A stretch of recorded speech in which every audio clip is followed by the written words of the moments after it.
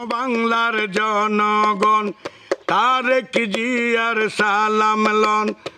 শোনো বাংলার জনগণ খালেদা জিয়ার সালাম লন। ৩১ দফা বাস্তবায়নে আপনাদের ভোট চাই।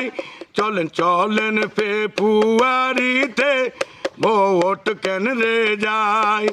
ওরে চলেন চলেন ফেব্রুয়ারিতে আমরা ভোট কেন্দ্রে যাই। সারা বাংলার জনগণ তারেক জিয়ার সালাম লন। শোনো বাংলার জনগণ খালেদা জিয়ার সালাম লন। ৩১ দফা দাবি বাস্তবায়নে আপনাদের সাহায্য চাই।